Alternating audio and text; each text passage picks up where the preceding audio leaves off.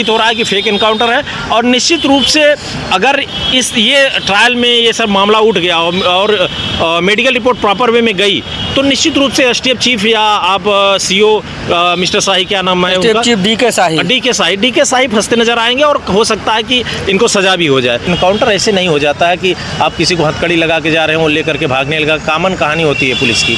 Pressure release करने के लिए फेक एनकाउंटर अनुज सिंह का किया गया था।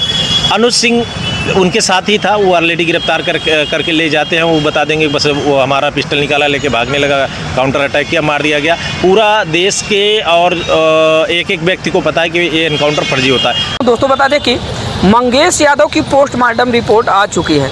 वही मंगेश यादव जो सुल्तानपुर डकैती कांड का आरोपी था और 1 लाख का इनामी था, जिसका इनकाउंटर बीते 5 सितंबर को हुआ था।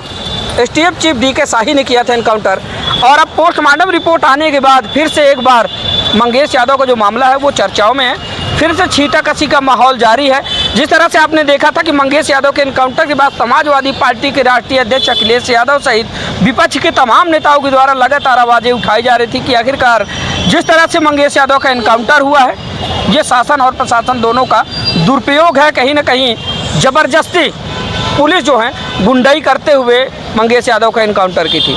तमाम ऐसे जो है इल्ज़ाम लगाए जा रहे थे। आखिरकार अब पीएम रिपोर्ट आने के बाद आइए फिर से हम समाजवादी पार्टी के एक पदाधिकारी हैं एडवोकेट हीरालाल मौर्या सर, इनसे जानने और समझने का प्रयास करते हैं कि आखिरकार पीएम रिपोर्ट आने के बाद अब ये लोग क्या कुछ सोचते हैं। और जैसा कि पीएम रिपोर्ट में मैं दोस्तों बता दूं कि पीएम रिपोर्ट में मीडिया रिपोर्ट्स के अनुसार ये आया है कि जो मंगेश यादव को गोली मारी गई है वो बाईं कनपट्टी में सटाकर गोली मारी गई है और पीछे से जाकर गोली निकल जाती है। वहीं पर उसकी भुजा की कोनी से मात्र 5 सेंटीमीटर ऊपर गोली मारी गई है, जिसको लेकर आज़ाद अधिकार सेना के राष्ट्रीय अध्यक्ष पूर्व IPS अमिताभ ठाकुर जी का बयान आता है। उन्होंने कहा कि जिस तरह से मंगेश यादव की पोस्टमार्टम रिपोर्ट आई है तो पोस्टमार्टम रिपोर्ट को देखते हुए क्या कहा जा सकता है कि मंगेश यादव का इनकाउंटर नहीं बल्कि उसकी हत्या की गई है।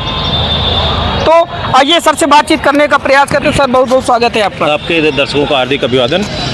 सर मंगेश यादव का इनकाउंटर काफ़ी चर्चे में रहा और शायद जिस तरह से समाजवादी पार्टी और तमाम विपक्ष के नेताओं के द्वारा आवाज़ें उठाई जा रही थी लगातार कि मंगेश यादव को इंसाफ दो, जबकि वो सुल्तानपुर लूट कांड का आरोपी था, 1 लाख का इनामी भी था। उसके इनकाउंटर के बाद तमाम सवाल खड़े हुए। अब उसकी पोस्टमार्टम रिपोर्ट आ चुकी है, संज्ञान में है। मैंने मीडिया रिपोर्ट देखी, पोस्टमार्टम रिपोर्ट मेरे पास नहीं है। दैनिक भास्कर की रिपोर्ट मैंने देखी है जी। तो अब क्या सोचते हैं आप? देखिए, दैनिक भास्कर की रिपोर्ट जो मैंने पढ़ी है उसमें पूर्व IPS अमिताभ ठाकुर जी का वक्तव्य है कि 1/1 सेंटीमीटर का जो छेद आपने बताया कि यहाँ पीछे गोली मारी गई है। हाँ। तो जो मैं एज एन एडवोकेट चीज़ों को समझता हूँ, जब गोली दूर से चलाई जाती है तो वो राउंड लेते हुए बड़ा होल करती है और अगर सटा के मारा जाता है तो जो गोली की मोटाई होती है लगते ही तुरंत आर पार, हाँ उतना ही होती है। और सामान्यतः दूर से गोली फंस भी सकती है क्योंकि पीछे की हड्डियाँ मजबूत होती हैं और सामने से अगर आप सटा के मारते हैं तो निकल सकती है, लेकिन दूर से मारने पर वहाँ फंस सकती है। गोली फंसी नहीं है। दूसरा ये 1/1 सेंटीमीटर का जो छेद है उससे ये प्रतीत हो रहा है अब जो हो रहा है कि फेक एनकाउंटर है और निश्चित रूप से अगर ये ट्रायल में ये सब मामला उठ गया और मेडिकल रिपोर्ट प्रॉपर वे में गई तो निश्चित रूप से एसटीएफ चीफ या आप सीओ मिस्टर शाही, क्या नाम है उनका, चीफ डी के शाही फंसते नजर आएंगे और हो सकता है कि इनको सजा भी हो जाए। उसका कारण ये है कि जो एक्सपर्ट होते हैं एक्सपर्ट को ओपिनियन भी मांगेगी हाई कोर्ट तो या लोअर कोर्ट भी मांग सकती है। तो उसमें जो चीज़ें निकल के आएंगी तो उसमें फंसना पुलिस का तय है और सरकार की किरकिरी होनी तय है। लेकिन अभी ये प्रतीत हो रहा है कि ये एनकाउंटर फेक था। लगातार छींटाकशी का दौर जारी था, कहा जाता था कि सत्ते का दुरुपयोग हो रहा है।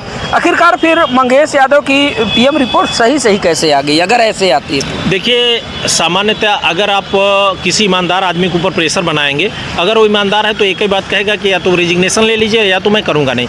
मैं ये मानता हूँ कि 99.99% केस में जो मेडिकल रिपोर्ट आती है वो फेक नहीं बनती है। हाँ, एकाक में जैसे बहुत पावरफुल आदमी हो, बहुत पैसे वाला हो, डरा धमका के डॉक्टर से रिपोर्ट बनवा ले तो बनवा ले। यहाँ पे डॉक्टर निश्चित रूप से ईमानदार रहे होंगे, उन्होंने ओरिजिनल रिपोर्ट लगा दी। क्या करेंगे, जो भी लाख 1.5 लाख का सैलरी होती है, डॉक्टर की प्रैक्टिस ऑलरेडी वो प्राइवेट प्रैक्टिस करते हैं तो बहुत मोटी इनकम होती है, तो डॉक्टर प्रेशर में नहीं आए होंगे सिस्टम के और उन्होंने ओरिजिनल रिपोर्ट लगा दी, तो इसमें आश्चर्य की बात नहीं है। मैं ये नहीं कह रहा हूँ कि सारी रिपोर्ट 100% सही होती है, मैक्सिमम रिपोर्ट सही होती है, आप इसको भी सही मानिए। लगातार सर जिस तरह से एनकाउंटर हुआ था जब, तो बहुत सारे सवाल को DK शाही जी जो STF चीफ हैं, क्योंकि STF चीफ को लगाया गया था मंगेश यादव को गिरफ्तार करने या चोरी के वो डकैती वाले कांड में STF को जो है उसमें लगाया गया था। तो STF चीफ DK शाही जिस समय इनकाउंटर करते हैं, उनके पैरों में जो चप्पल थी, तो चप्पल को लेकर भी सवाल खड़े हुए थे। तो कहीं ना कहीं अब जब रिपोर्ट आ गई है तो उससे क्या लगता है आप लोगों को? सवाल तो आप लोगों ने पहले खड़े कर दिए थे। देखिए, मैं चप्पल को लेकर चीज़ें नहीं बदलती हैं। अब 1 महीने बाद 2 महीने बाद भी वही सवाल रहेगा। सामान्यतया जो होता है, मैं सामान्यतया की बात कर रहा हूँ, स्पेशल में वो जो दिखाना चाहे, सामान्यतया पुलिस अगर किसी को गिरफ्तार करने जाती है तो जूते पहन के ही मजबूत पूरी तैयारी के साथ जाती है। हवाई चप्पल पहन के, वो भी बाथरूम वाला, शायद उसमें भी मैंने लास्ट टाइम बाइट दिया था, शायद उस हवाई चप्पल की कीमत 5,000 रुपये थी जो बाथरूम में यूज होती है, बड़े लोग पैसे वाले करते हैं। DK शाही साहब भी बहुत अच्छा पैसा कमाए हैं, सुनने में आ रहा है, और लखनऊ वगैरह में कई उस समय उनकी पत्नी को पद भी मिला था बीजेपी में, तो फिर वो कहीं किसी अथॉरिटी के मेंबर बनी महिला तो उस पर सवाल बना था, हो सकता है रिवार्ड दिया गया हो, लेकिन सब कुछ पुलिस के नहीं, सब कुछ जब न्यायपालिका के अंडर में आएगा और न्यायपालिका जब प्रॉपर कार्रवाई करेगी ना, तो आप मान के चलिए कि तब बहुत कुछ क्लियर हो जाएगा और DK शाही के लिए बहुत बड़ी प्रॉब्लम हो सकती है। अच्छा सर, जब आप लोग आवाज़ उठा रहे, जब समाजवादी पार्टी के लोग, तमाम विपक्ष के नेता, चाहे वो कांग्रेस के नेता रहे हों या फिर तमाम विपक्ष के नेता जो है आवाज़ उठा रहे थे, और उस समय जो है ये बात कही जा रही थी कि जाति देखकर जो है इनकाउंटर कर रही बीजेपी सरकार, मंगेश यादव के इनकाउंटर के बाद। उसके चंद दिनों के बाद ही आपने देखा अमेठी में जो है इनकाउंटर एक होता है अनुज सिंह का, तो अनुज सिंह का इनकाउंटर हुआ, तो क्या उसको भी आप सवालों के घेरे में ले रहे हैं? देखिए, मैं आपको बताऊँ, ऑफ रिकॉर्ड ऐसा प्रतीत हो रहा था कि ये जो प्रेशर है वो नेशनल लेवल पे योगी जी की बदनामी करवा रहा है, और इस प्रेशर को रिलीज़ करने के लिए ऐसा कुछ हो सकता है, ऐसा मुझे प्रतीत हो रहा था। मैंने कुछ लोगों से चर्चा भी की थी कि ऐसा कोई घटना हो सकती है ताकि प्रेशर रिलीज़ हो जाए, और वो प्रेशर रिलीज़ करने के लिए एक दूसरे अभियुक्त का भी एनकाउंटर कर दिया गया। वो बेसिकली प्रेशर रिलीज़ करने का प्रोसेस था। सर, रिपोर्ट जैसे उन्होंने, क्योंकि पूर्व IPS रह चुके हैं, उन्होंने कई केसों में ऐसी विवेचना की है, तो उनको अनुभव है। जब उन्होंने अपना वीडियो बना के सोशल मीडिया पर वायरल हुआ, तब से कहीं ना कहीं चर्चा का विषय बन गया कि मंगेश यादव की जो रिपोर्ट आई है, जिस तरह से लोग बाग लांछन लगा रहे थे सरकार पर, आरोप प्रत्यारोप लगा रहे थे, और DK शाही जो STF चीफ है उन पर लोग सवाल खड़े कर रहे थे, तो रिपोर्ट्स आने के बाद तो कहीं ना कहीं लोगों के शक और ज़्यादा गहरा गए कि जो हम लोग कह रहे थे वो सही निकला। अगर ऐसा सही होता है, फिर अनुज सिंह के एनकाउंटर को लेकर आप क्या? नहीं, मैं साफ बताऊँ, अनुज सिंह का एनकाउंटर भी फेक था।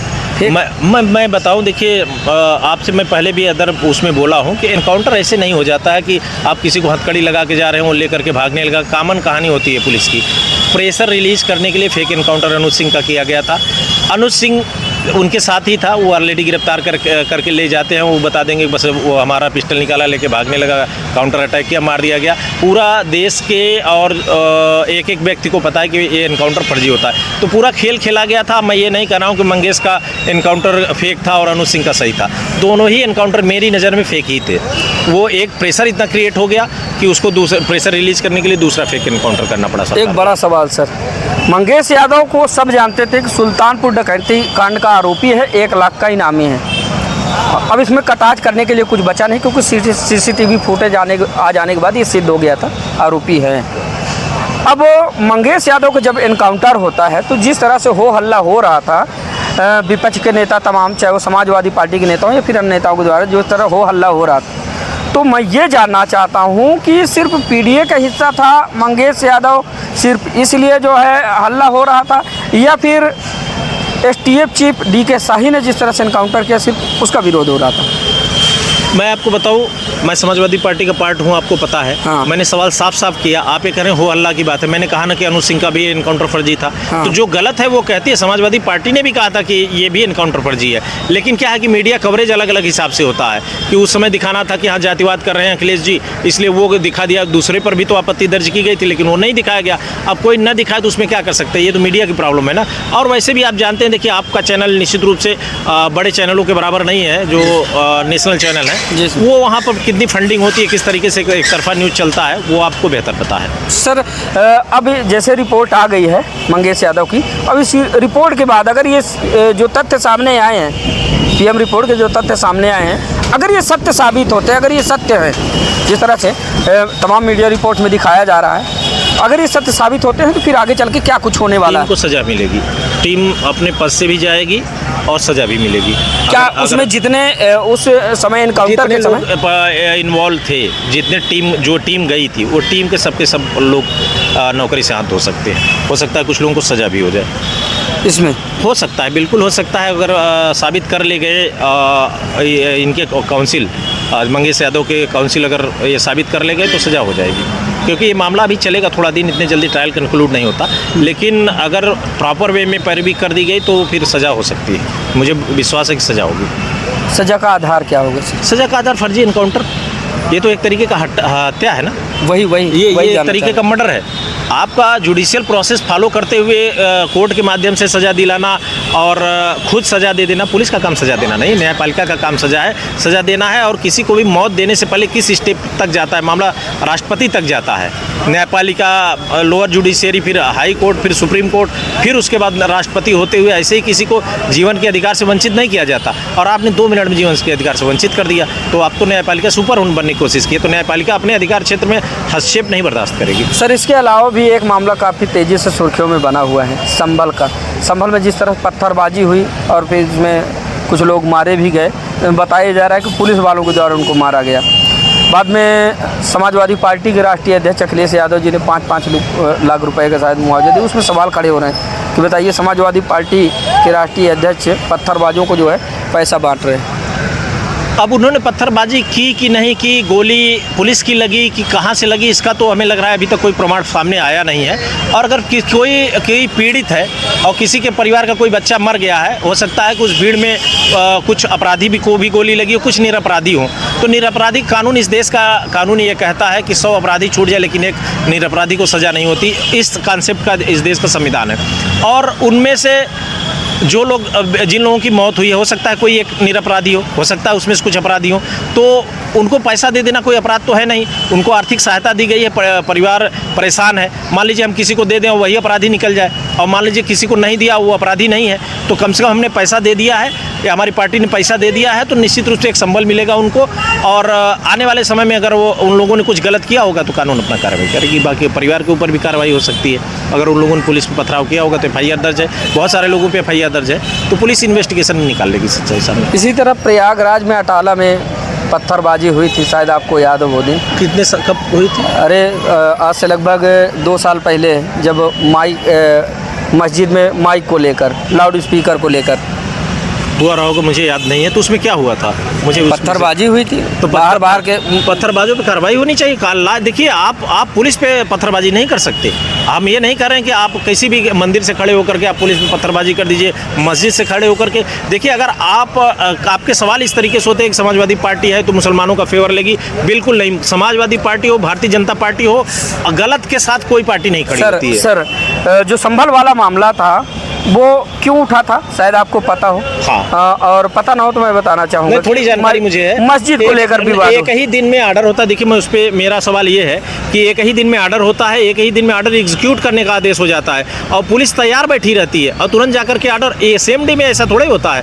अब इस तरीके से एक प्लान था और प्लान की गई चीज़ें जो है वो निकल करके आई हैं, तो मुझे लग रहा है कि ये एक तरीके से प्लान था, उस पर विरोध होना चाहिए था। अब जब से ये मामला प्रकाश में आया है, सुर्खियों में आया है, अब मौर्य समाज के लोगों को कहना ये है कि अगर भारतीय जनता पार्टी मस्जिद को खुदवा रही है तो मस्जिद के नीचे मंदिर नहीं बल्कि तथागत बुद्ध की प्रतिमा मैं आपको बताऊं, मौर्य समाज का नहीं कहने का है। नहीं सर, समाज मैं बोल दे रहा हूँ, ज्यादातर सर सुन लीजिए, पूरा सुनिए।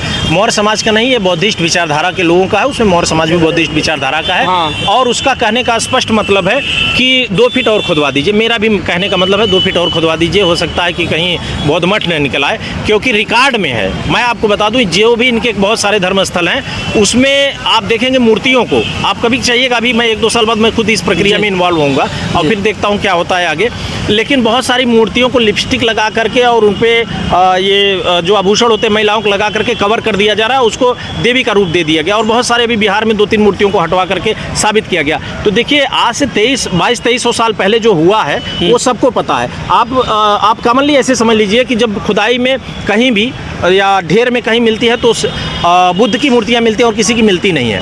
टूटे हुए अशोक स्तंभ मिलते हैं। बिल्कुल सर, यही मैं पूछने वाला था कि ज़्यादातर खंडित मूर्तियाँ क्यों मिलती हाँ, हैं? क्योंकि ये आज से 2200-2300 साल पहले प्लान करके ये सब किया गया है और ये इतिहास छुपा था। विदेशी लेखकों की जब किताबें पढ़ी गई तो स्पष्ट होकर के निकला है कि योजनाबद्ध तरीके के तत्कालीन मनुवादी विचारधारा के शासकों ने ये सब कार्य कराया है। आप प्रतीक्षा कीजिए, हो सकता है 1-2 सालों के अंदर ये केस आपको इलाहाबाद हाई कोर्ट में मेरे माध्यम से भी मिले।